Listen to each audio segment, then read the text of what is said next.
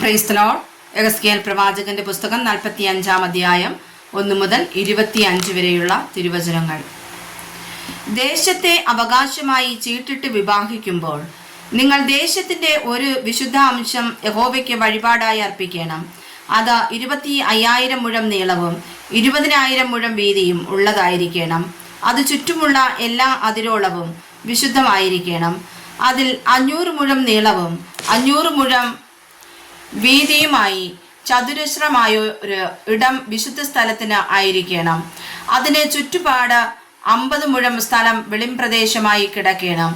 ആ അളവിൽ നിന്ന് നീ 25,000 മുഴം നീളവും 10,000 മുഴം വീതിയും അളക്കണം.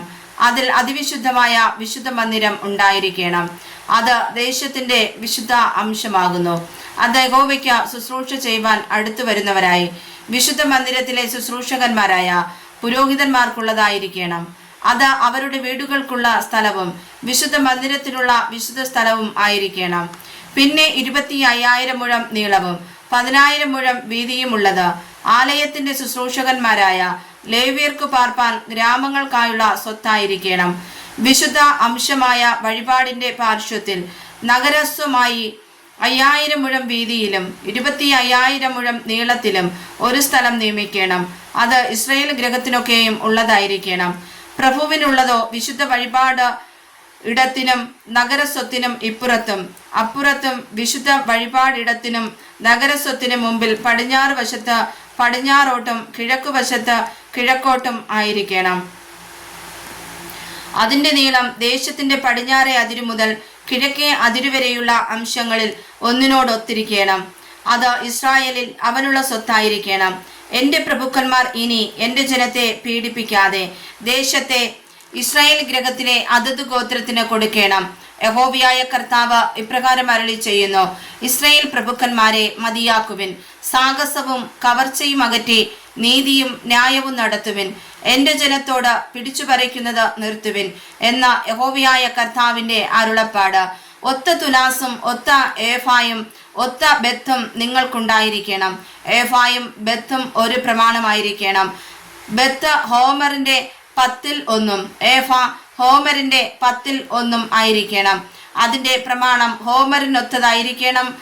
ഷെക്കേൽ 1-ന് 20 ഗേര ആയിരിക്കണം. 5 ഷെക്കേൽ 5 അത്രേ, 10 ഷെക്കേൽ 10 അത്രേ, 50 ഷെക്കേൽ 1 മാനെ എന്നിങ്ങനെ ആയിരിക്കണം.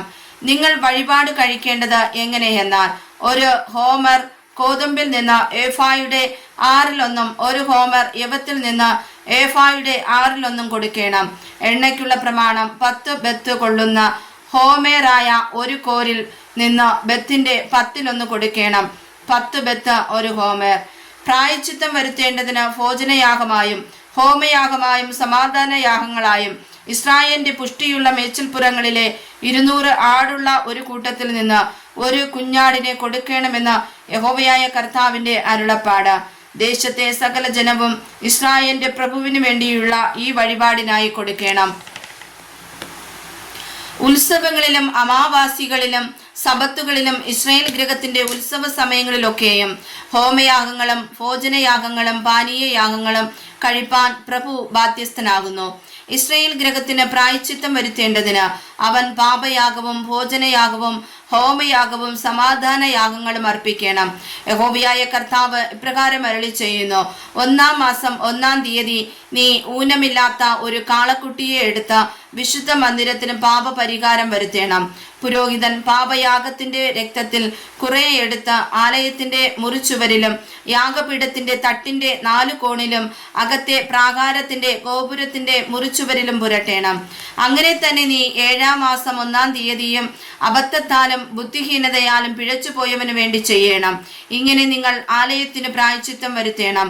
1-ാം മാസം 14-ാം തീയതി മുതൽ നിങ്ങൾ 7 ദിവസത്തേക്ക് പെസഹ പെരുന്നാൾ ആചരിച്ച് പുളിപ്പില്ലാത്ത അപ്പം തിന്നേണം. അന്ന് പ്രഭു തനിക്ക് വേണ്ടിയും ദേശത്തിലെ സകല ജനത്തിനു വേണ്ടിയും പാപയാഗമായി ഒരു കാളയെ അർപ്പിക്കണം. ഉത്സവത്തിന്റെ 7 ദിവസവും അവൻ യഹോവയ്ക്ക് ഹോമയാഗമായി ഊനമില്ലാത്ത 7 കാളയെയും 7 ആട്ടുകൊറ്റനെയും ആ 7 ദിവസവും ദിനംപ്രതി അർപ്പിക്കണം. പാപയാഗമായി ദിനംപ്രതി ഓരോ കോലാട്ടിൻകുട്ടിയെയും അർപ്പിക്കണം.